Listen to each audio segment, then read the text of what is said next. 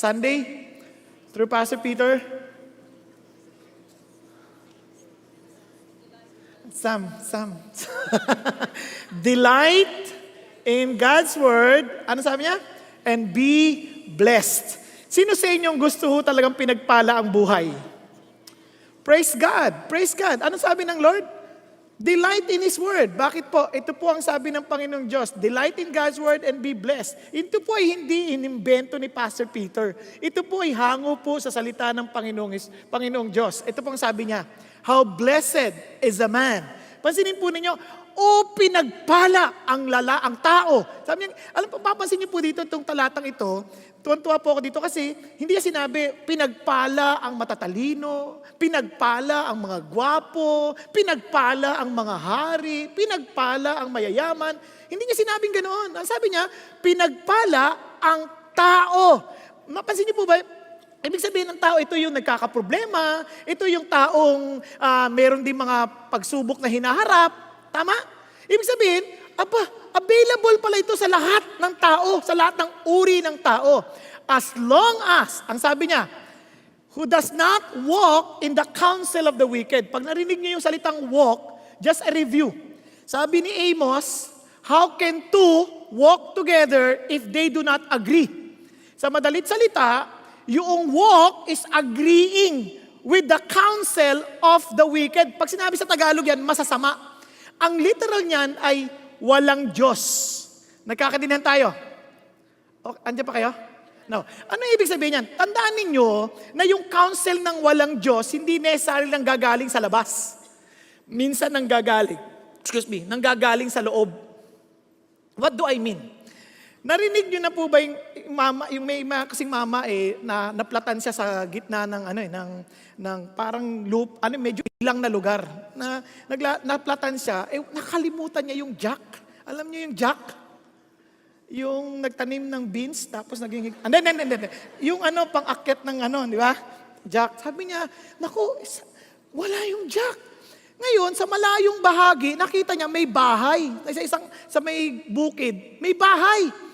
May truck na nakaparada. Sabi niya, tiyak dito, meron tong jack. Siyempre may truck Di inisip niya, lalapitan ko, hingi ako ng tulong. Mga alauna ng tanghali, mga hapon yun. Siyempre, nagsesiesta yung madalas yung mga taong ganyan Di habang naglalakad siyang ganyan, sabi niya, hihiram ako ng jack.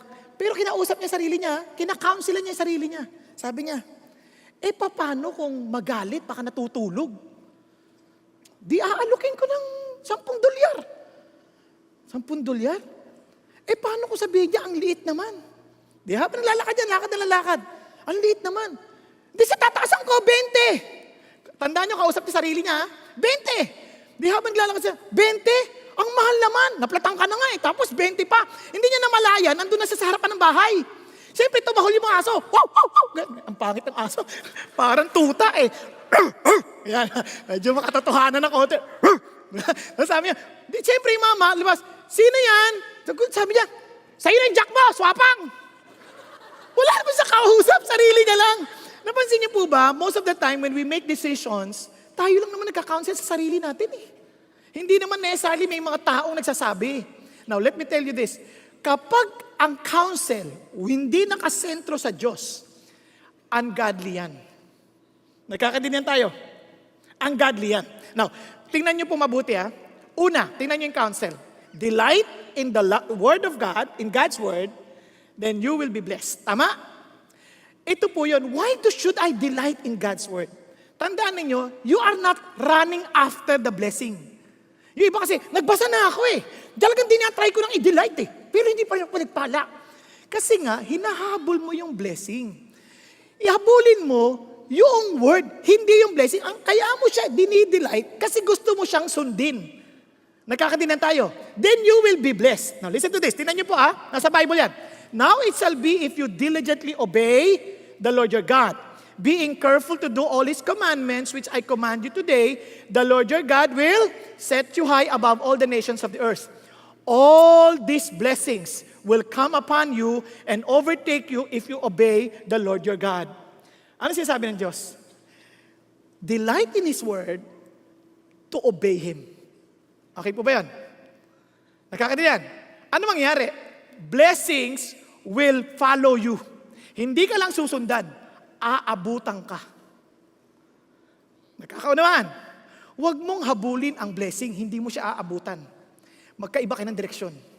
You follow God, blessings will follow God. And surely, blessings will overtake you. Nagkakaintindihan tayo? Okay pa kayo? Ang lalim ng iniisip nyo Paano kaya? Ito, alam nyo, sa buhay, napaka-importante, yung susi, si God, hindi yung blessing. Now, ito pang napakaganda. Sabi niya, yung counsel na yan, una, you just agree. Ang susunod, paninindigan mo na. Hanggang sa huli, sasama ka na sa mga nangungutya. Komportable ka na sa pananampalatayang yun at makikikutya ka na sa ibang tao. Nakuha ninyo yung sabihin? Ganito yan. Kunyari, sabihin sa'yo, pakasalan mo na yan. Hindi siya Christian. Naku, ano ka ba? Pa-Christian ka pa. 50 ka na, no? Di isip mo, justify mo ngayon. O nga naman, 50 na ako. Ito na yung pahuli kong pagkakataon. Di ba? Tapos sabi niya, di ka na makakahanap ng ganyan ulit. Ngayon, siyempre, kinumbinsi mo na. So, paninindigan mo na ngayon. Tama ba? Ngayon, nag-asawa ka na. Ngayon, gagawin mo, sasama ka na rin sa iba. O ikaw, ba't ka pa nag-aasawa? Hindi Christian Naku, sama-sama kayong mga hindi pa-Christian, kalokohan yan. Kahit sino pwede. Basta mainit. Nakuha niyo yung sabihin? Umupo ka na nun. Ibig sabihin nun, sumasang-ayon ka na sa mga nangungutya. Naintindihan natin? Hello? Nakukuha ninyo? Kaya nga, sabi ng Bible, paano mo malalaman pag evil counsel yan? Who among you is wise and understanding? Let him show by his good behavior, his deeds in the gentleness of wisdom. But if you have bitter jealousy and selfish ambition in your heart, do not be arrogant and lie against the truth. This wisdom is not that which comes down from above, but is earthly, natural, and demonic.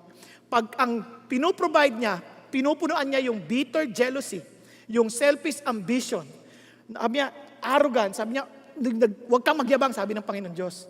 Hindi yan galing sa Kanya. Yan ay demonic.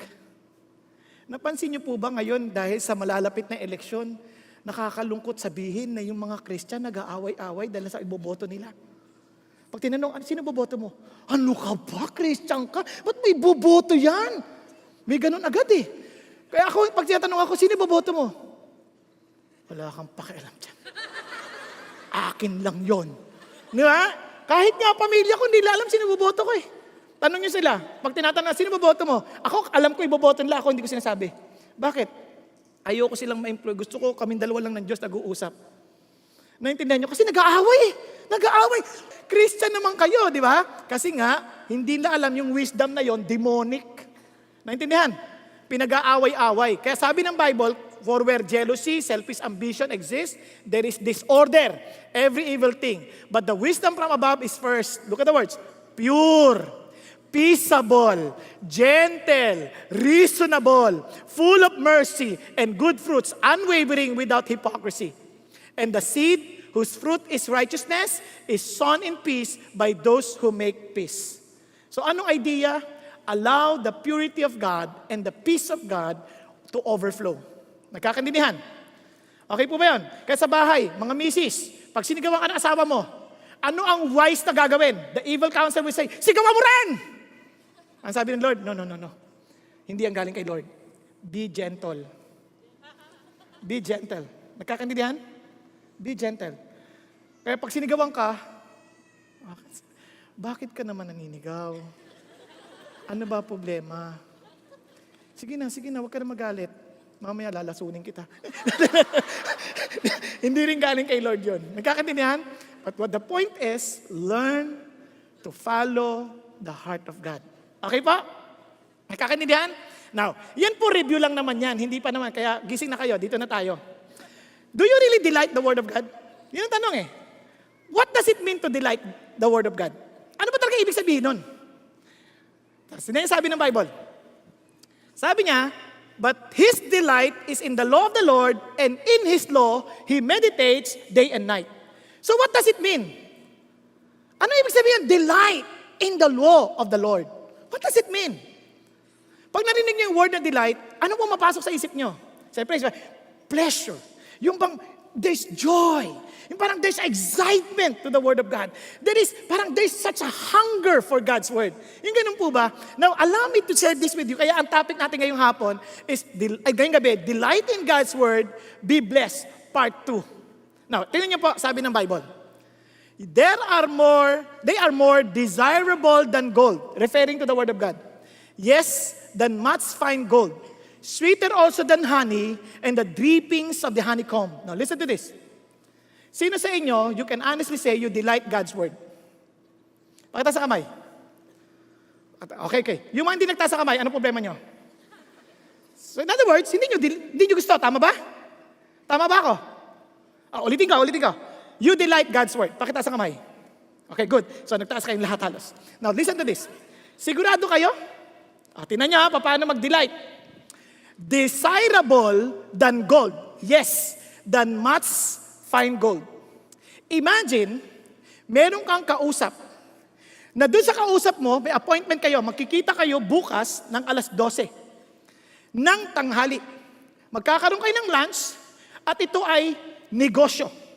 At hindi lang negosyo, closing na ito ng deal. You will be earning 10 million pesos. A much fine gold. Nagkakaintindihan? Tanong, malilate ka?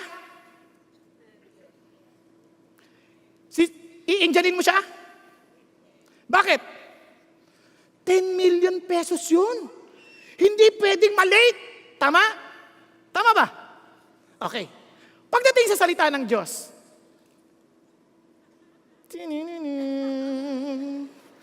gising ka na. Di ba? Minsan nag-alarm ka para magising ka, para makapagbasa ka ng Bible bago ka umalis. Lord, 5 minutes. Lord, 5 minutes. Pagdating na, ay, late na ako! Lord, mamaya tayo mag-usap. Paspasan. Napansin niyo po ba yun? Bakit lagi tayong ganun? Tama? Yung iba pa, darating, 6:00 yung service, pagdating ng mga 6:10, naglalakad na ganyan. Ano oras sa service? 6. Ba't ang bagal mo? Wala pa yan, kakantahan pa. Hello? Tama? Tapos pagdating pa, ay, video. Tinulugan. Hindi kayo ha, baka misinterpret nyo ako. Sa 3:00 yun, sa 3:00. Hindi kayo. Alam ko kayo, iba kayo eh. Sa 3:00 yun. Kasi kanina sa 3:00 sabi ko 6:00 eh. Sorry. Pero minsan ganun. Minsan pagdating na sa bagay ng Diyos, hindi tayo nagmamadali. Hindi tayo, nalilate tayo. Pagdating na sa bagay ng salita ng Diyos, hindi tayo excited. Alam mo, pagdating ng mga D-group, hindi umaattend. Hindi excited. Kasi mag-aaral kayo ng Bible eh. Pagdating sa mga aralin na ganito, nalilate. Kasi ang dami ko pang gagawin. Ngayon, sabi ng Lord, do you really desire or delight in God's Word? Then desire than gold. Tayo hindi natin masyado maintindihan tong sweeter also than honey. Kasi hindi man tayo mahilig yung honey na kakain natin, yung mga nasa bote na eh. Pero alam niyo ba yung honey na galing daw sa honeycomb? Hindi ko rin alam, hindi ko pa nasubukan eh. Sobra daw sarap. Katuloy nakatatakam ako eh. Kaya iniisip ko, sana makasubok ako. Pero kaya ito yung sinasabi nila, ibig sabihin talaga sobrang hinahanap-hanap mo. Nung narinig ko yan kay Pastor Peter kan umaga na mas masarap daw yung galing mismo sa honeycomb, paisip na ako, saan kaya ako kukuha noon? Di ba? Nakanya yun, parang inaasam-asam mo, parang hinire-research ko na nga kung saan ako hahanap eh. Ganun yung parang pagkatakam mo ba? Sabi ganun din ba yung pagtakam mo sa Diyos? Pagdating mo sa Bible, parang hindi ko ito naintindihan. Hahanapin ko, anong ibig sabihin nito? Tapos pagtatalo-talo yung, ganito pala yung, parang, wow! Nakuha natin?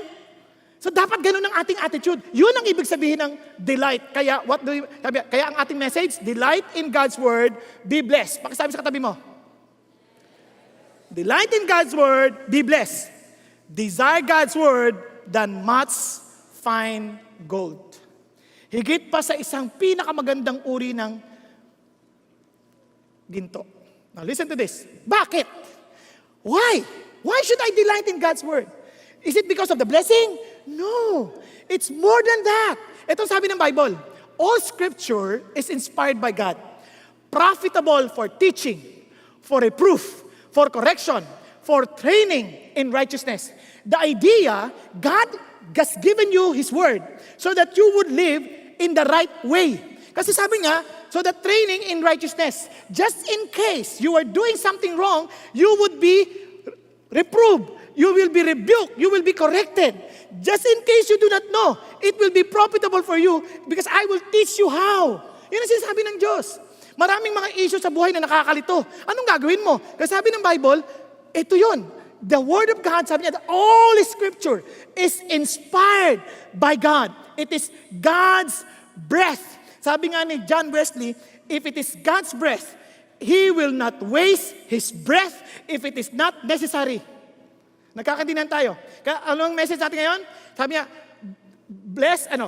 delight in God's Word, be blessed. Desire God's Word much more than much fine gold. Now listen to this. Bakit? Kasi ito ang Diyos. Ang Diyos is a very personal God. He wants to commune with us. Hindi siya yung Diyos na parang ang layo-layo, wala siyang pakialam sa'yo. Hindi ganun ang Diyos natin. Yung Diyos na kilala natin sa Bible, gustong makipag-ugnayan sa atin. Naintindihan po? Gusto niya makipag-usap sa atin. Gusto niya tayong gabayan. Gusto niya kasi siya naglikha ng langit at lupa, alam niya ang pasikot-sikot ng lahat ng bagay. Yung daan, hindi ka kailangan matakot. Even if you are not familiar with the place, hindi ka kailangan matakot. If you know that the God who is guiding you knows the place. Alam niya lahat. So wala kang takot. Kaya parang, hindi ko na naintindihan to. Pero kung alam mo yung nakakasama mo at nakakaalam na nagtuturo sa'yo, gumagabi sa'yo, alam niya lahat, relax na relax ang puso mo. Tama ba? Naintindihan natin? Kaya kung ano may nangyayari na hindi mo naintindihan, ikaw mismo, ay salamat, I can trust my God. Because my God cares for me. Na parang ganito yan. Ito po yung nangyari sa China, mayroon pong isang farmer, mayroon siyang isang anak. At may isang kabayo. Yung anak niya tumutulong sa kanya sa pagsasaka at isang kabayo. Yun ang ginagamit nila. Nung gabi, hindi nila namalayan. Tumakas yung kabayo. Kung naiwan ng bukas yung kulungan, nakatakas. Di yung mga kapitbahay, takbuhan, following day kasi wala na yung kabayo eh. Sabi ng mga kapitbahay, ang malas mo naman. Look at the words. Ang malas mo naman. Iisa lang yung kabayo mo, nawala pa. Alam mo sagot ng farmer? Dahil naniniwala siya sa Diyos at naniniwala sa salita ng Diyos. Ang sagot? Mabuti man o masama, Diyos lang ang nakakaalam. Grabe, no? Tapos sabi ng mga kapitbahay, umalis na sila. Hindi lang, itong kabayo na to, look, di ba syempre napunta sa gubat? Nakipagkaibigan sa ibang mga kabayo, yung mga kabayong wild. Ganyan. Ang saya nila. Enjoy sila. Di ikot-ikot sila ganyan. Mamayang konti, nung gabi na, sabi nung isa, saan tayo matutulog? Sabi niya, dito lang. Ha? Delikado rito. Paano kung may mga asong gubat? Paano kung may mga tigre? Patay tayo dito. Nako, mabuti pa. Sumama kayo sa amin. Sa akin, yung amo ko, inaalagaan kami. Inaalagaan ako. Pinaliliguan ako. Pinakakain ako. Tsaka safe doon sa lugar namin. Di sabi ng mga kabayo, talaga? Enjoy! Sumama sila. So paggising ng farmer, nagulat siya, ang daming kabayo! Ang daming kabayo! Ito nakakatawa mga kapitbahay, mga pakailamero, taksismosa. Pupuntahan ka agad, ang swerte mo naman! Biro mo, isa rin kabayo mo, nawala. Ngayon, ang dami na! Tuwan-tuwa sila. Alam mo, mabuti man o masama, Diyos lang nakakaalam. Siyempre, di mga wild ito. Tinrain ngayon nung anak. Nalaglag, bali yung kamay. Kawawa. Takbo na naman yung mga kapitbahay. Ang malas mo. Isa na lang yung anak mo, napilayan pa. Sabi niya, mabuti man o masama, Diyos lang nakakaalam. Nagkagera. Kinuha lahat ng mga binata. Yung anak niya hindi nakasama dahil pilay. Di punta na may mga kapitbahay. Ang palad mo naman. Yung anak mo hindi nakasama sa digmaan. Kami hindi namin alam kung buhay silang babalik. At least ikaw kasama mo yung anak mo. Sa palagay niyo, ano sasagot ng farmer? Sabi niya, buti nga sa inyo. Sabi niya, mabuti man o masama, Diyos lang ang nakakaalam. Naintindihan niyo po ibig sabihin? Alam niyo, kapag ang Diyos ang ating kausap at ang nakakaintindi ng lahat ng bagay, the reason why He assures people that those who meditate His Word day and night, those who delight in His Word, will surely be blessed kasi alam niya yung simula at ang dulo. He is the beginning and the end. Walang lulusot sa Kanya. Kaya yung taong nagtitiwala sa salita ng Diyos, relax. Nakakaintindihan po? Relax, hindi na kailangan magulat, hindi sila kailangan magtaranta. Kasi alam nila, yung Diyos na kilala nila ay mabuti. Now look at this. Kaya itong salita na to, importante. Bakit? Anong klaseng author ba to? Ano bang klaseng Diyos ito? This lawgiver communicates with us through His creation para maintindihan natin kung sino siya. Now look at this. The heavens are telling of the glory of God, and their expanse is declaring the work of His hands. Day to day, pours forth speech, and night to night reveals knowledge. Ang sabi niya, yung heavens are telling of the glory of God. Gusto niyang kausapin tayo. Kanya lang, may speech. Ang problema, there is no speech, there is no language. Kaya sabi nga, nor are there words. Their voice is not heard. Their line has gone out through all the earth, and their utterances to the end of the world. In them, He has placed a tent for the sun. Kaya sabi niya, which is a bridegroom coming out of his chamber, it rejoices as a strong man to run his course. Its rising is from one end of the heavens, and its circuit to the other end of them. And there is nothing hidden from its heat. Sabi niya, ito yung ating Diyos. Look at His creation. He speaks so much of His great desire to bring joy to our lives. It's like the sun. The sun was compared to a bridegroom. Sabi niya, parang wow, this is a celebration. Yun ang idea ng Diyos. Sabi niya, with this creation, I want to encourage you. Sabi niya, na mahal ko kayo. And the God that you are serving is powerful, glorious, great, but gracious. Bakit? Gusto kanyang makausap. Tingnan ninyo ha. For some reason, hindi agad makuha ng tao. Tingnan nyo lang kung sakali, itong ginawa ng Diyos. Just to appreciate His creation. Kasi sa maraming pagkakataon, hindi na natin napapansin yung ginawa ng Diyos. Sobra tayong abala sa maraming bagay. Kasi we think that our survival, our lives are dependent on what we are doing, not on God. Kaya hindi na natin makita yung ganda ng bundok, hindi natin makita yung maganda ng kalangitan, hindi natin makita yung mga creation ng Diyos. Hindi natin ma-appreciate yung mga ibon. Ako salamat sa Diyos kasi may ibon kami sa bahay eh. And I praise God for those birds kasi nakaka-encourage sila. Isipin mo, saan kayo nakakita ng ibong sabi? Yan lang nagsasabi ng totoo. Sabi niya, Kuya Buang, guwapo mo, ang saya. Nakaka-encourage. Hindi totoo dito. Tingnan niyo, pinagtatawanan niyo ako. Hindi kayo nakaka-encourage. Joke lang. Pero ito, panoorin natin sandali ito just for us to see the greatness of our God. Tingnan po natin, panoorin po natin. Ang ganda ng daigdig, no? Alam niyo, sabi ng Lord, nung kinreate niya lahat yan, sabi niya, it was good. It was good. Alam niyo kung bakit? Nung una ko nabasa yon, sabi ko, how can God say it was good? Wala namang point of comparison. Para masabi mo, the light is good, may comparison ka dapat, darkness. Pero, siya nag-create nun eh. He could not even congratulate himself by saying, you see, my works are good. Hindi eh. Diyos siya, perfect siya. Tama ba? You know why? Huli niyang ni-create ang tao. He was already thinking about us. Sabi niya, ito mabuti ito sa tao. The light will be good for them. Ito, ang ganda nito. Kaya isang bagay lang sinabi niya. Nung nilikha niya yung lalaki, wala pa yung babae, sabi niya, it is not good for a man to be alone. Pansin niyo, ang kanyang point of reference, tayo. Kaya lahat ng yan, kinreate niya para sa atin. Kaya alam niyo, sa totoo lang, sa bahay namin kasi marami kaming hayop. Meron kaming isda, may aso, may ibon. Sobrang matutuwa ka pag pinakakain. Yung mga isda lang, di ba dapat matatakot sila sa tao? Pag nakita ka, grabe, naglalapitan. Isda, naglalapitan. Sabi, okay itong mga isda to. Pero kakangapag ganyan. Parang, sorry, tulog lang yan. Pero, sobrang excited sila. Sabi ko, tapos nakikita ko, Lord, you created all of this for us to enjoy. Pero hindi na namin ma-appreciate. Alam niyo kung bakit? Kasi hindi natin tinatrust ang God na, yung Diyos na mahal niya tayo. Naunawaan po? Kaya sabi nga, gusto niyo makita yung taong matagumpay? They know how to appreciate beauty. They know how to appreciate the goodness of God through His creation. Kaya iba po, tingnan niyo yung mga Pilipino. Minsan, alam niyo, minsan bigo eh. Nakakita na kayo ng paru-paro, ang ganda ng lipad, no? Yung ibang nakikita pa, hindi kagandahan ng paru-paro. Kamalasan. Ay, itim. Malas yan. Ano ka ba? Bakit mo tinitingnan yung kulay? Ang ganda-ganda. Paru-paro yan. Ano ka ba? Yung ang di bilang naging lumipad. Di, ang ganda na nun. Tapos nakita mo, malas. Kulay itim. Grabe. Malas yan. Kaya walang mangyari sa buhay natin eh. Kaya doon ako natutuwa. Minsan, hindi sa pinagmamalaki yung mga Chinese. Minsan, nakakaano yung mga Chinese nakakaingit eh. Pag tayo nakakita ng panot, anong ginawa? Pendong, kalas. Ganun kagad eh. Parang, ano ka ba? Hindi mo ba na-appreciate ang galing ng Diyos? Hindi tayo magkakamuka. Diba? Tapos, ito pang amazing doon. Yung sila, pag nakita nila, uy, yung panot, anong tingin nila? Ang talino niyan.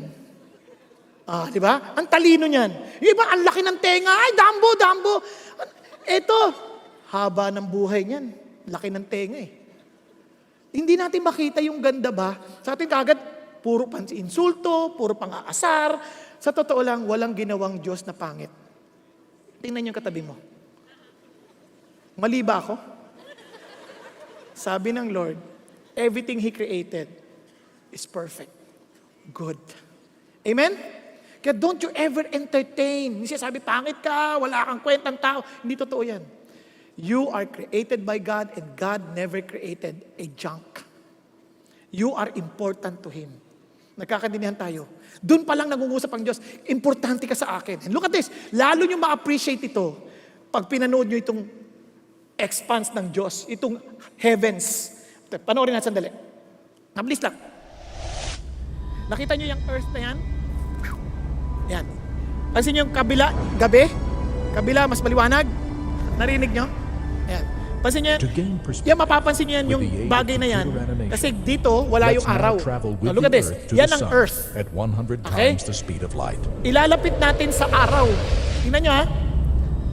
Hey, magising kayo, magising. Tingnan nyo. Yan. Yan ang earth. Look at earth compared to the sun. Nakita nyo ba? Ang liit bigla ng daigdig. Yung daigdig, dyan sa araw na yan, yan ang average star. Kaya ang 100,000,000,000 daigdig sa loob ng araw. Nakuha ninyo? O, tingnan nyo pa ito ha. Nakita nyo yung bituin na yan? Isa sa mga matingkad na bituin yan. Ang yung araw na yan, ilapit nyo sa bituin na yan na nakikita. Tingnan nyo po. Yan yung araw. Tingnan nyo yung bituin. Sobrang layo na ng sukat. Naintindihan natin? Tapos yung malaking bituin na yan, pag nilapit mo pa yan sa isa pang bituin na mas malaki rin, eto na ho yung diferensya niya. Nakuha ninyo? Tapos yung bituin na yan, pag nilapit nyo pa sa isa sa pinakakilalang higanting bituin, eto na ho yan, lapit ho natin. However, even Betelgeuse is Yan. not the largest star in our Nakita galaxy. ninyo? Ang layo na yan. Yan ay, yan lang yung tatlong pinakita natin. Bilyong-bilyong bituin yan sa isang galaxy. Alam niyo po ba kung ilang galaxy ang meron ng kalawakan? 100 billion galaxies. Well, one of the things in creation that Naintindihan really ninyo kung exhibits gaano God's kalaki ang daigdig na power yan? is the power released in stars. Hello? The sun, it Andiyan pa kayo? releases more energy in Ano one patay natin? second Tingnan niyo po. than Itong lawak na to, yan yung Diyos. Kaya it speaks of the glory of God. Oh, listen to this. Tapos itong Diyos na to, alam niya bilang ng buhok mo. Alam niya ang bilang ng buhok ko. Ganon siya kadetalye. Alam niya yung lawak-lawak niya, ang laki-laki ng daigdig, na hindi na natin kayang gagapin ang ating kaisipan.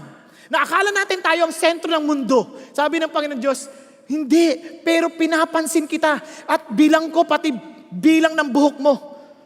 Parang sabi ko, wow, kakaiba to. Kaya minsan ang yabang ng tao. Laban sa Diyos, parang hindi niya pinapansin yung salita ng Diyos, hindi niya pinapansin. Yung mga anak nga, napansin niyo, yung mga anak, hindi naman nabuhay yan, kundi inalagaan ng tatay yan at nanay, tama ba? Pero minsan, kung paano lapastanganin yung mga magulang nila, pinabastos nila, hindi nila pinakikinggan, masakit sa magulang yun. Pero kung mapapansin niyo, yung magulang tsatsagain pa rin. O sige anak, anong gusto mo? Di ba? Di ba? Pero doon yung makita yung unconditional concern ng magulang. Pero ito yung Diyos, mas malala. Sobrang lawak nung kanyang hinahawakan. At kaya niyang tanggalin yung hangin na hinihinga mo at any moment. And everything you have can be taken away from you. Pero kung minsan, hindi pa rin natin sinapansin ang kanyang salita. The reason why we are to delight in the Word of God, because the God that we are serving, the God who wrote this Word, is a great God. It's beyond our imagination. Nagkakaintindihan po. Ngayon, itong delight na to, hindi to automatic.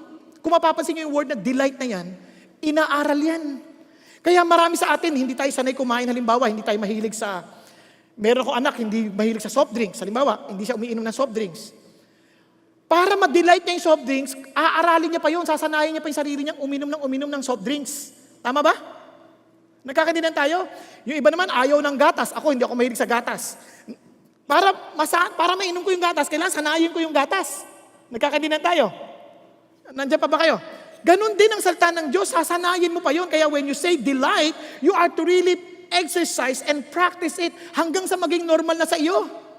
Naintindihan po? Ngayon pag normal na, parang hahanap-hanapin mo na, gustong-gusto mo na siya. Kasi naalala ko nung bata po ko, lumaki kami sa, hindi naman kami mayamang tao eh. Ang dami kung kumain kami, kanin lang, bagoong, sili. Yun lang.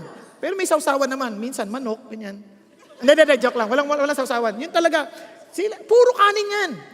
Minsan, hinamon ako ng Diyos, huwag ka magkakain ng kanin. Ano ka lang? Ulam ka lang, yung gulay lang, ganyan. Sa unang, hirap. Hindi ko kaya to. Pero alam nyo, after a while, 3 years, walang kanin. Amazing. Nasasanay pala.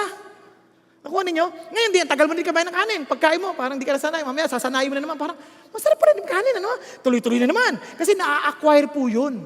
Nakuha natin. Hello? Kaya hindi kayo mainig, anak nyo, hindi mahilig kumain ng gulay. Naalala ko ng mga bata pa yung anak ko, hindi ayaw ng gulay eh. Pero hindi ko sila binibigyan ng choice. Hindi kayo, kain na kayo. Ayoko ng gulay eh. Di, huwag ka kumain. Gutom na ako eh, di kumain ka. Ayoko eh. Di, huwag ka kumain. Gutom na ako eh, kumain ka. Masasanay din eh. Nakuha natin, yung iba kasi binibigyan ng choice, anong gusto mo? Hotdog. O ito hotdog. Wag. Ang ibig sabihin, you can delight, as in you can train. Same thing with the Word of God. Naunawaan po natin. Kasi ito yung Diyos. He created the universe and He know exactly the secret on how a person be blessed. He cares for you. He loves you. And He's so powerful. He will make sure that His word will be accomplished. Nagkakaintindihan? Pag sinabi niya, gagawin niya. Yun ang ating Panginoon Diyos. Now, look at this. Kaya si Johann Kepler, amazingly, alam niyo pa nung panahon noon, yung itong mga scientists, there's no such thing as scientist. Ang tawag sa kanal, natural philosopher.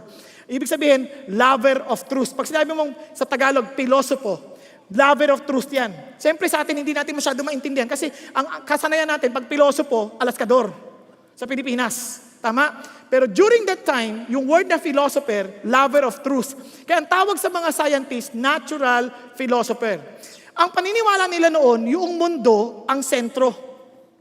But Copernicus came out with a study, nung pag-aaral niya, na-realize niya that it was the sun ang umiikot yung mga planeta ngayon around the sun. Nakakaintindihan? Si Johann Kepler, who happened to be a Christian, a German astronomer, sabi niya, hindi siya bilog, kundi paoblong. Paoblong. Kaya, itong si Johann Kepler, he came out with the idea, the study ng ellipsis. No? Kaya inaral niya yung planetary motion, yung orbit na tinatawag. At nakakatuwa ho, nung inaral niya ito, nakatulong ito kay Galileo, kung saan ang relo ay na-create because Galilei came out with the law of pendulum. Naintindihan? So lahat ng discoveries ito, because of the discoveries of Johann Kepler at saka ni Copernicus, lahat sila naapektuhan. Bagamat si Galileo Galilei, eventually he recant everything that he said kasi mayroong inquisition. Yung kanilang church, sabi niya, masama yan kasi hindi sila nag-agree doon sa discoveries nila. Hindi nila naintindihan na it was biblical. Kaya ito, pansinin niyo po, itong si Johann Kepler, ito ang kanyang sinabi after all these studies. Sabi niya, I give thee thanks, O Lord and Creator, that Thou hast gladdened me by the creation when I was raptured by the work of Thy hands. Behold, I have here completed the work of my calling with as much as of intellectual strength. As Thou hast granted me, I have declared the praise of Thy works to the men who will read the evidences of it so far as my finite opportunity could comprehend them in their infinity. My mind endeavored to its utmost to reach the truth by philosophy, but if anything unworthy of thee has been taught by me, a worm born and nourished in sin, so thou teach me that I may correct it. Tingnan niyo yung humility ng tao with all his studies. Kaya itong mga scientists na ito, it's not true that they don't believe the Bible. Yung mga hindi naniniwala sa Bible na scientists, they are considered pseudo-scientists kasi ang kanilang paniniwala, teorya yun, na nag-evolve ang tao. Pag-isipan nyo mabuti kung paano yung evolution, and it requires more faith than creation. Tingnan nyo sample natin, kumuha ka ng metal, kumuha ka ng crystal, kumuha ka ng tintura or pintura. Nilagay mo sa high-speed mixer. Nilagay mo.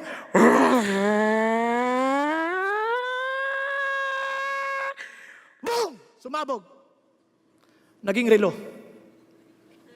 Tamang-tama ang oras. Maniniwala ka? Andiyan pa kayo? Sabi mo, kalokohan naman. Sumabog ni, tapos naging relo, bibigyan oras. Kaya, para makapaniwala, after billions of years, naging relo. At yun ang ginagawa ng tao. Sabi niya, mula sa organismo, bakterya, tapos naging reptilya, naging unggoy, at naging ikaw. Payag ka? Imposible! Lalong napaka-imposible. Sobrang sophisticado ang ating katawan. Yun lang cell structure natin, yung DNA, napaka-intindi na. Ang dami-dami ng, hindi mo maintindihan. Talagang sobrang sophisticated. Ngayon sabi mo na, aksidente lang yan? Hindi na aksidente. Kaya itong mga taong to, they knew that there is a God who created. Kaya they are so humble and they submit themselves to God. Alam nyo kagad yung taong di naniniwala sa Diyos. Alam nyo bakit? That they are not, kaya sabi niya, kahit na sinabi na ng Diyos, ito sabi niya, for since the creation of the world, His invisible attributes, His eternal power and divine nature have been clearly seen, being understood, though what has been made, so that they are without excuse. Tingnan nyo. For even though they knew God, they did not honor Him as God or give thanks, but they became futile in their speculations, and their foolish hearts was darkened. Professing to be wise, they became fools. Alam nyo kagad yung taong hindi na-appreciate yung greatness ng Diyos? Reklamador. Hindi marunong magpasalamat sa Diyos. If you truly understand the greatness of God, paano ka hindi magpapasalamat sa Diyos? Everything that happens, alam niya. Tama, mali? Kaya pansinin nyo, mga anak, utusan ng magulang, anak, naghugas ka ng plato. Namin naman ako lulog-log, naghugas ng plato, nakakainis. Hindi man lang magpasalamat. Ano ka ba? Unang-una, meron kang platong huhugasan. Ang hirap kumain ng walang plato. At kung sakali naman, meron tubig na pang-uugas. Tama ba? Hello? Magpasalamat ka man lang. Nung inutusan ka ng magulang mo, meron kang hugasan, meron kang pang-ugas. Ang hirap ata nung wala kang tubig, laway, ano yun? Yun, pasasalamat mo na sa Diyos eh. Maraming tao, hindi marunong magpasalamat. Tapos sabihin, reklamo. Tapos pag namatay naman yung magulang, iniwan mo ako, mama. Ba't mo iniwan? Kulang lang, sasagot ulit yung patay. Ayaw ka naman sumunod sa akin. Hello? Kaya alam nyo kagad yung mga taong hindi nakikita yung Diyos sa mga pangyayari. Magre-reklamo palagi yan. Lagi mo, ano ba itong init-init? Ha? Pati ba naman yung init? Hindi ka ba nagpapasalamat na may mainit tayong lugar? Yung iba nga, ang lamig-lamig naman. Hindi mo na alam eh, sala sa lamig, sala sa init. Tama. Tapos sabi, ano po puli? Mas masama kung wala kang sala. Corny ho yun, pero ito sasabihin ko sa inyo. Always learn to give thanks to God. Bakit? He is great. Naintindihan niyo po. Pakisabi sa katabi mo, magpasalamat ka sa Diyos. Hindi aksidente ang itsura mo. You are created by God because you're important. Now, let's continue. Kaya, ito po. Sabi niya, kaya ito pa. Kaya nung kinreate ng Diyos, ito na. He gave us His love letters. The law of the Lord is perfect, restoring the soul. The testimony of the Lord is sure, making wise the simple. Now, let's continue. The precept of the Lord are right, rejoicing the heart. The commandment of the Lord is pure, enlightening the eyes. The fear of the Lord is clean, enduring forever. The judgment of the Lord are true. They are righteous altogether. Sabi niya, pansinin niyo to, lahat na yan, ang dami-dami, no? Parang fear of the Lord, commandment of the Lord. Ito yan, kung summarize natin, law of the Lord, testimony of the Lord, precept of the Lord, commandment of the Lord, fear of the Lord, judgment of the Lord. Lahat yan, yun yung salita ng Diyos. And it describes in several, sabi niya, perfect, sure, right, pure, clean, true. And sabi niya, ito yung effect. Your soul will be restored. Siyempre, nadi-discourage sa tao. You always make choices, but God will make you wise in your choices. Your heart will be filled with joy, and your eyes will be enlightened. You will surely persevere. At sabi niya, and righteous altogether. Amazing. Kapag sinamarize mo, ito yung word of God. Sabi niya, kaya nung binigay ko sa iyo, considering how great I am, sabi ng Diyos. Remember, sabi niya, Elohim, the Lord, the glory of the Lord. Yung pong word na yun, Elohim. Pagdating niya na dito, the law of the Lord is perfect. Yung Lord dito, Yahweh na. I am your personal God. I am the God who cares for you. I am who I am. Ito amazing. Tingnan nyo ha. Gusto nyo makita isa-isa. Tingnan natin. Sabi niya, the law of the Lord is perfect, restoring the soul. Pag sinabi mo yung law, ito po yung guidance natin. Ito yung magbibigay sa atin ng order sa buhay. Tama ba? Kasi pansin nyo, isipin nyo yung bansang walang law. Sabi nga ng isang kandidato ang problema ng bansang Pilipinas, hindi batas. Marami tayong batas. Ang problema, wala nang gumagalang sa batas. Naintindihan niyo po? Isipin niyo kung walang batas, ang gulo. Magkaka-traffic.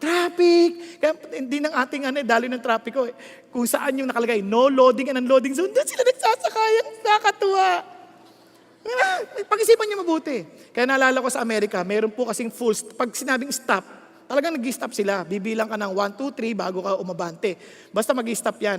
Full stop yan. Meron po doon nagda-drive, hindi ho nagfo-full stop. Ang tawag nila, rolling stop. Yung magbabagal lang. Siyempre may police. Hininto siya. Sabi niya, driver's license please, and car registration. Tapos sabi niya, what's my offense? Sabi, anong problema? Sabi nung driver. Sabi niya, you did not stop at the stop sign. Come on, I did! Sabi niya, no, you did not. I did! No, I slowed down. Oh, you did not stop, you slowed down. What's the difference? Siyempre, law yan What's the difference? Sabi nung driver. Sabi niya, do you want to see the difference? Sure! Kinuha yung batuta, pinagpapalo. Pa! Okay, what do you want me to do? Stop or slow down? Biglan doon na-realize nila, teka muna. Minsan ganun tayo, ang dami nating excuses. Ayaw natin susunod na batas, ang dami excuses. Kaya Pilipinas, makikita niyo yan. Meron to in-interview. Bakit ka tumawid? May harang na. Ba't ka tumawid? May butas Ha? Ba't ka tumawid? Di ba may harang na? May butas nga Kaya ang dami tayong di ba yung mga overpass na ganyan, tawiran? Alam niyo nangyari doon? Tindahan. Ano siya? Overpass stores. Market. Ganyan, hindi natin naintindihan yung, wala na tayong sense of order. Because we don't want the law. Ang law, hindi pang pipigil yan. It tells us, it keeps us safe.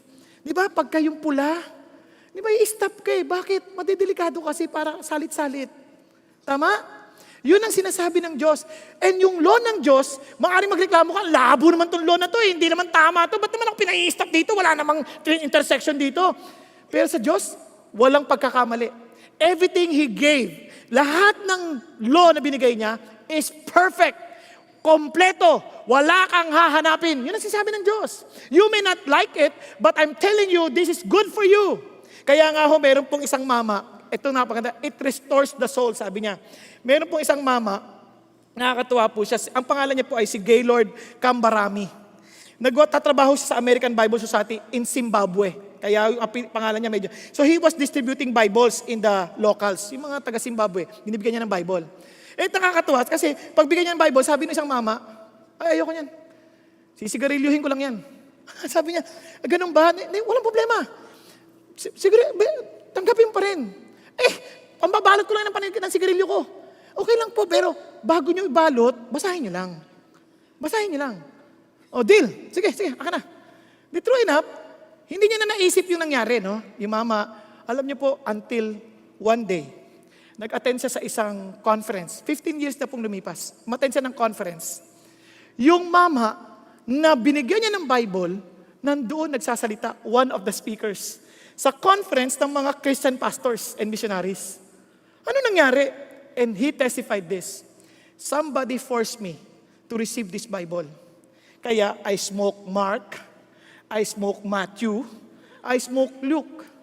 But when I got into John, there I repented before God because I realized He loves me so much that He gave His only Son. Kapatid, the Word of God restores the soul. Yun ang ginagawa ng Diyos. Kaya, paano nare-restore soul? Na-experience yun na po ba minsan na napaka-down na down ka na parang, Lord, parang hindi ko po masunod yung Word. Parang, Lord, wala na ata akong pag-asa. Every time I see your Word, I see my sinfulness. Alam nyo, yun ang dahilan kung bakit nire-restore tayo ng Diyos. Kasi sabi ng Panginoon Diyos, therefore the law has become our tutor to lead us to Christ so that we may be justified by faith. But now that faith has come, we are no longer under a tutor. For you are all sons of God through faith in Christ Jesus. Bigla ka na palaya. The reason why God gave you this law, for you to understand your need of Jesus. Kasi hindi natin malalamang makasalanan tayo hanggat hindi natin nakikita yung law. Tama ba? Hello? Ang lagi natin naisip, tayo yung tama. Naka-attend na kayo ng couple retreat? Sino naka-attend dito ng couple retreat? Hindi kayo nag-attend? Di bale.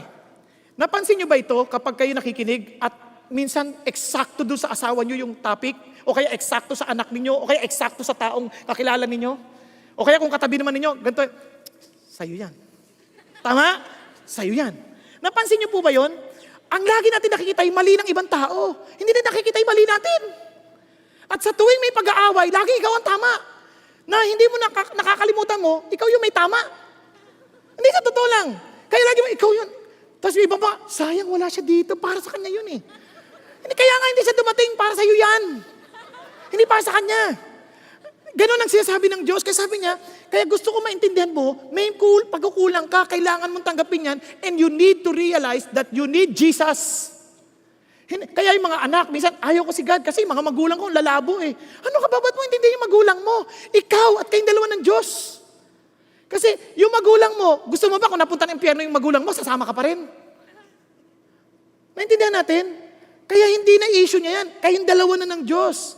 Hindi na kaya sabi ng Lord, this law should teach us to follow God. Now, ito pa napakaganda. Sabi niya, the law of the Lord is perfect, restoring the soul. The testimony of the Lord is sure, making wise the simple. Pagtiwalaan mo to, kasi sigurado to. Ibig sabihin, si God hindi nagbabago. Pag sinabi ni God, mangyayari. Naintindihan po? Pag sinabi ni God na, huwag kang gumante, huwag kang gumante. Bakit? Siya bahala, siya gagante para sa'yo. Panalo yan. Nagkakadinihan. Kaya itong napaka-importante, sabi nga, naalala ko po nung pinanghahawakan ko po yung sinasabi ng Diyos lagi. Sabi ng Lord sa akin, naalala ko sabi sa akin nung ibang tao, sabi niya, alam mo, masamang tao ka eh. Opo. Naalala ko, natatanggal ako sa trabaho, natanggal ako, sabi niya, ikaw, balrog ka. Alam niyo yung balrog? Alam niyo yung balrog? Sa Lord of the Rings. Alam niyo yung Lord of the Rings? Hindi rin. Ano pang hindi niyo alam? Yun ay palabas na sinulat ni J.R. Tolkien. Yung balrog, demonyo yun. At sabi ni Gandalf, naalala nyo, you shall not pass! Naalala nyo? Ayun, naalala niya. Inalaglag siya. Tapos si Gandalf nalaglag din. Isipin nyo, tawagin kayo ng balrog. Sa madalit salita, demonyo ka. Matutuwa ka? Siyempre, sakit. Pero sa akin, sabi ko, Lord, nagtitiwala ako sa iyo. Pwede kang gumanti. Pwede mo rin sinasiraan. Sabi ng Lord, huwag kang gaganti. Tahimik ka lang. Opo. Alam nyo, paglipas ng ilang taon, nakita ho ako ng ibang kaibigan ko, sabi niya, uy, pumuti ka. Anong nangyari? Kasi hindi ako si Balrog. Ako na ngayon si Gandalf the White. Nakuha niyo ibig sabihin, I don't care what people will say against you. Ang isipin mo, anong sinasabi ng Diyos tungkol sa'yo. Kasi only His testimony is sure. Walang iba. Kaya nga, He making wise the simple. Yung simple, everything He receives. Wala siyang discernment. Tatanggapin niya lahat, hindi siya nagtatanong. Kaya pagpunta sa internet, uy, ito yun. Hindi niya inaaral yun. Kasi hindi siya nagtitiwala sa sinasabi ng Diyos. Magtiwala ka dahil yung Diyos, hindi siya nagkakamali, sigurado yung sinabi niya. Pag sinabi niya, sundin mo to, I will bless you, gagawin niya yun. Kaya tingnan niyo po, tingnan niyo sabi ng Bible, oh how I love your law. It is my meditation all the day. Your commandments make me wiser than my enemies, for they are ever mine. And sabi niya, I have more insight than all my teachers. Your testimonies are my meditation. Sabi niya, I understand more than the aged because I have observed your precepts. Amazing. Kung magtitiwala ka sa Diyos, pagtatanggol ka ng Diyos. Nung college po ako, meron po akong minemaintain na grade dahil may scholarship po ako. Ang problema ko, nagkasakit ako. So I requested my teacher, sabi ko, bigyan niyo naman po ako ng special exam. Sure, sabi niya, sige, diyan ka sa kwarto. Andito po yung mga gamit ko eh. Okay lang, I trust you. Ako naman, thank you po. Nako, expected ko, kaya ko yung sagot. Kaya ko yung exam. Pagbasa ko po, wala akong maalala. Talaga nag-mental block ako. Sabi ko, God, tulungan mo ko. Pag sabi kong ganyan, amen, napatingin ako sa libro. Answered prayer. Kinuha ko yung libro, binuksan ko, kinopya ko yung sagot. So all the while, alam ko, parang, kunwari, inisente ka pa. Si God yun. Feel mo, nakita ko yung libro, hindi aksidente yun. Ito naman problema, pag uwi ko ng bahay para mag-pray, normally sa umaga, magpe-pray ako, magbabasa ako ng Bible. Sa gabi, bago matulog, magbabasa ulit ako ng Bible, magpe-pray. Pagbukas ko ba naman ng Bible ko, tama, kasi sunod-sunod po yung pagbasa ko. Kung Proverbs 10 ngayon, bukas 11, ganyan. Pagbasa ko, the Lord hates cheating and loves honesty. Kung ikaw yun, anong gagawin mo? Nanginig po ako. Sabi ko, Panginoon, paano to? Aminin mo. Lord, pag inamin ko to, tapos ako. Wala na.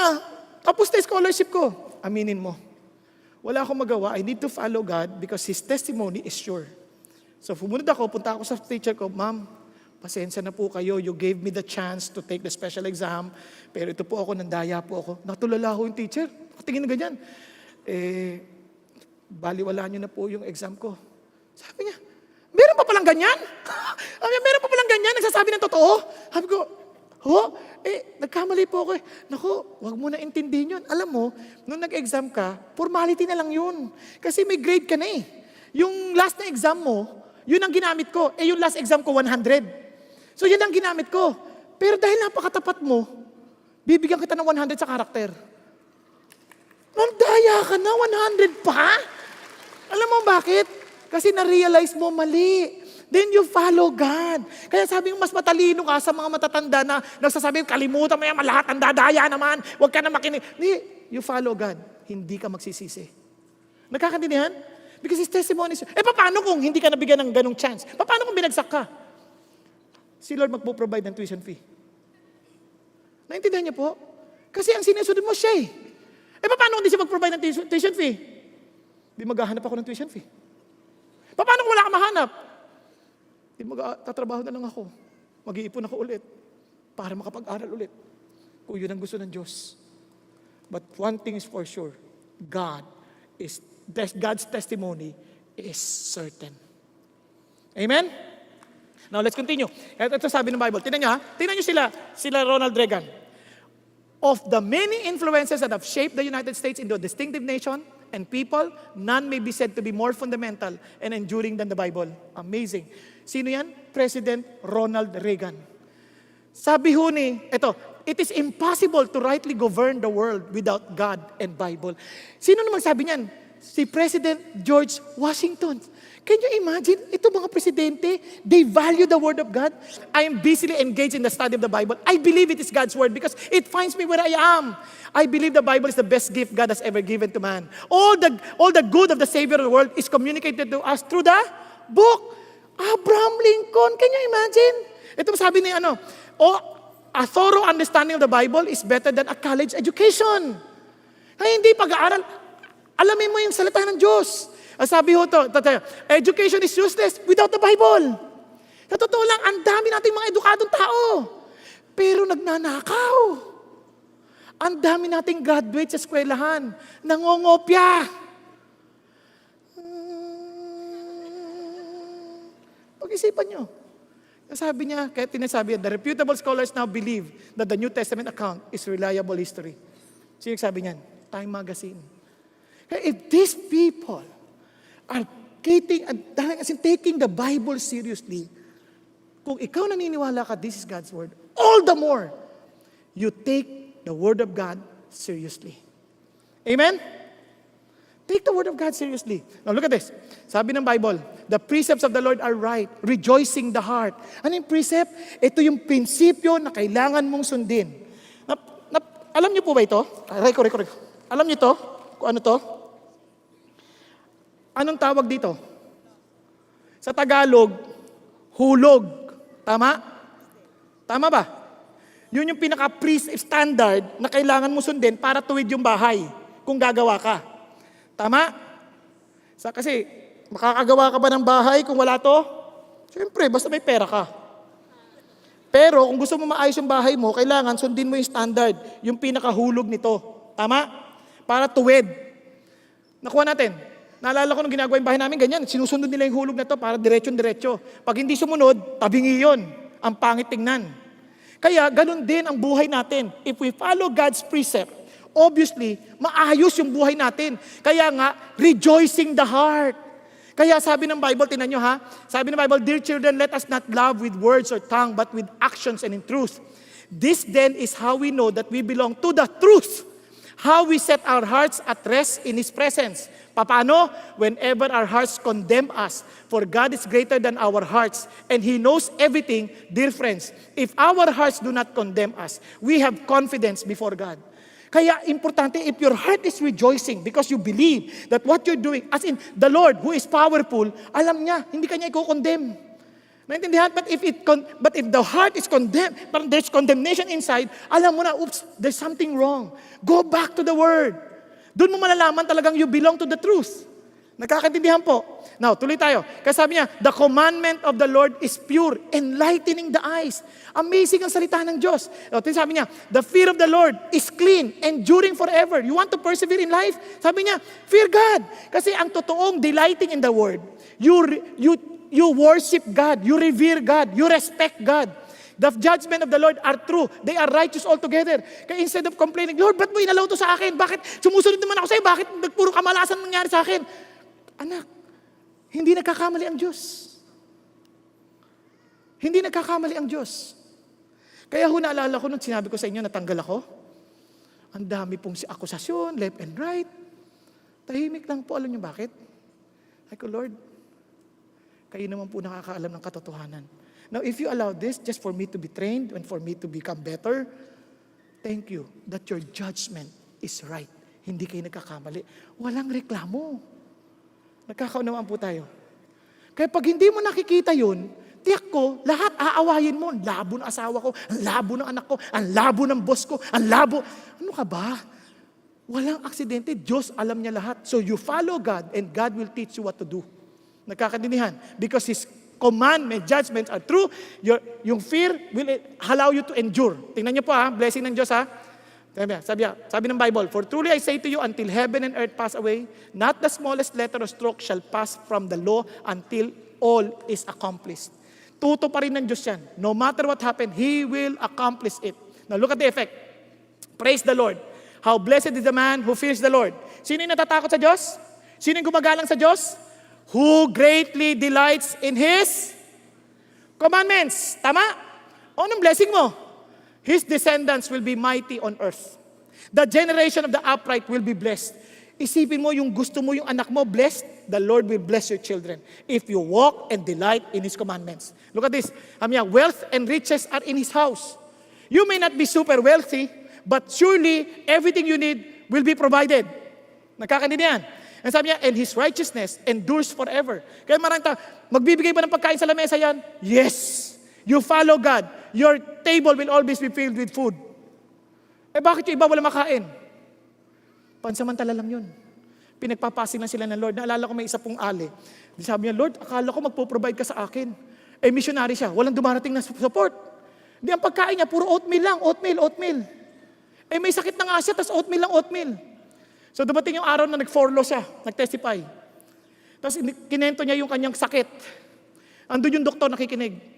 Sabi nung doktor, habang nakikinig siya doon, sabi niya, alam mo ba na yung sakit mo, ang sagot, oatmeal?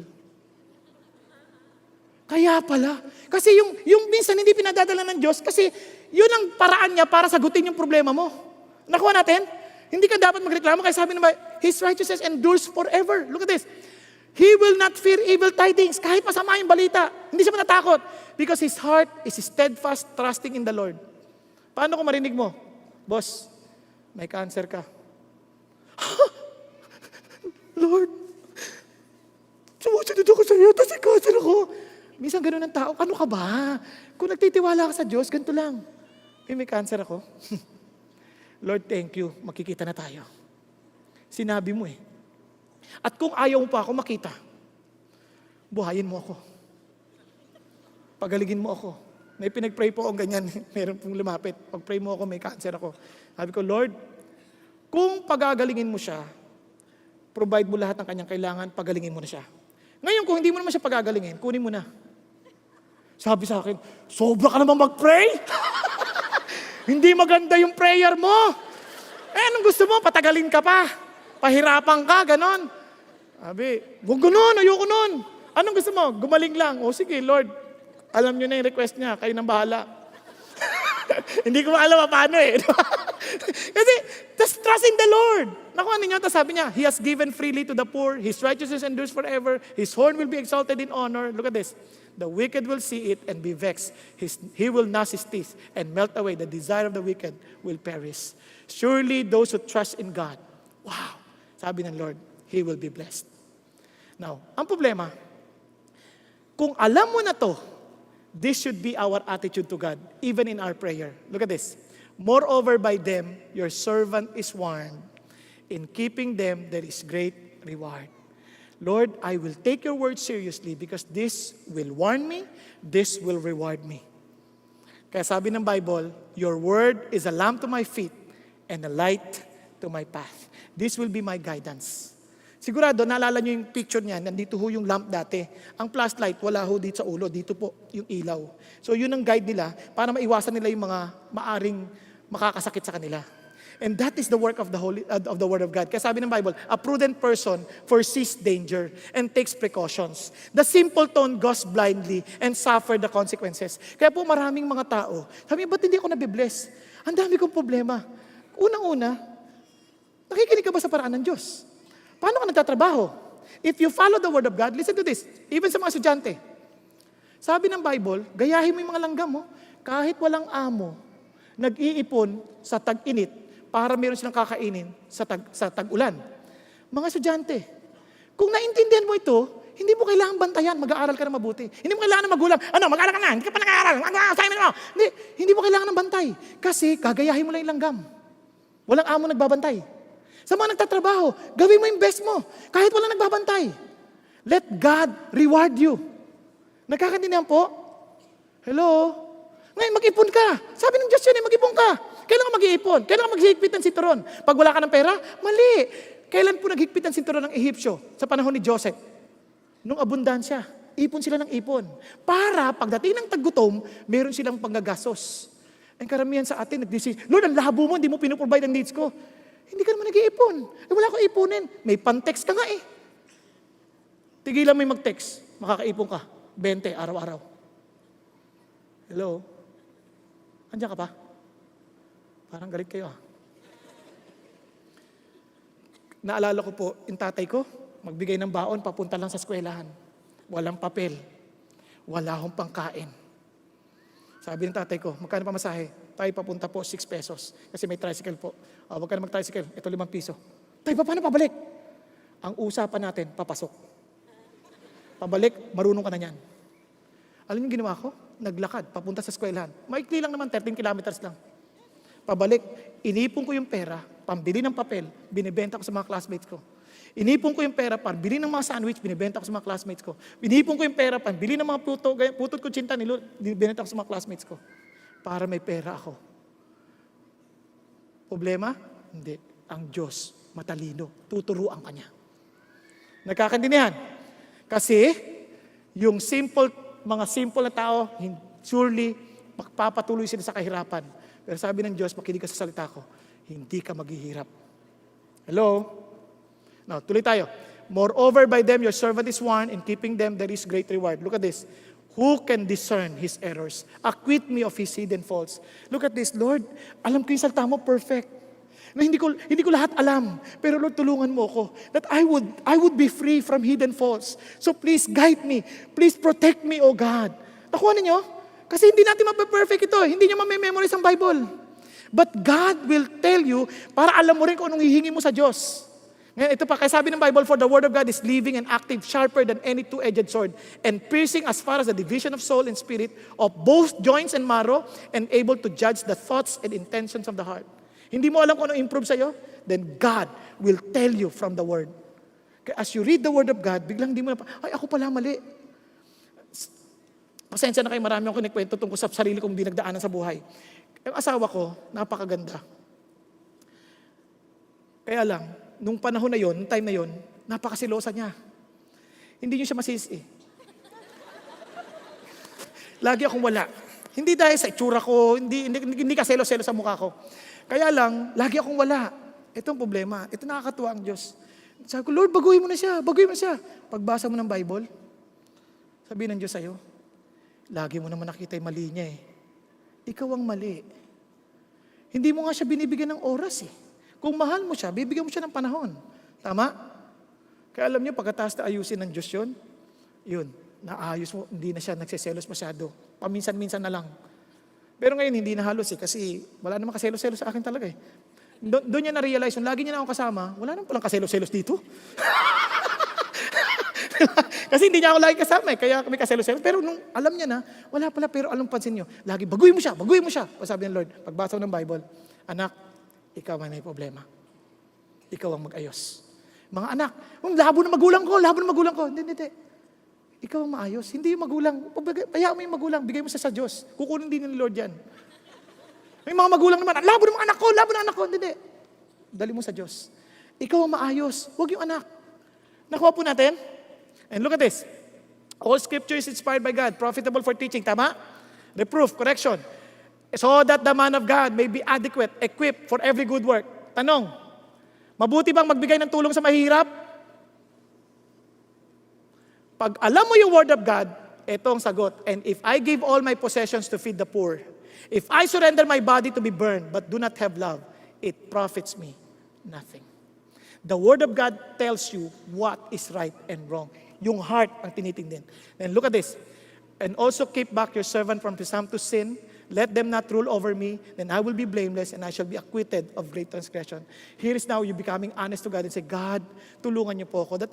Pag doon sa nalaman ko sa salita ninyo, huwag kong sadyain na lumabag doon. Tulungan mo ako, dahil mahina ako. Kaya maraming tao, they always get frustrated to read the Bible kasi hindi ko naman kaya. Kasi you're trying to do it with your own strength. You come to God in prayer and understand, Lord, alam ko your word is perfect. I need you. Lord, I cannot do this on my own. Lord, I surrender myself to you. Empower me and allow your word to be true in my life. And this is wonderful. Sabi ng Bible, let the words of my mouth and the meditation of my heart be acceptable in your sight, O Lord, my rock and my redeemer. Ang sinasabi ng Lord, yung tibay ng paglakad mo sa salita ng Diyos para sa isip mo, yung sasabihin mo, ayon sa kalooban niya, dahil siya ang iyong pundasyon. Siya ang tangi mong lakas at siya ang iyong tagapagligtas.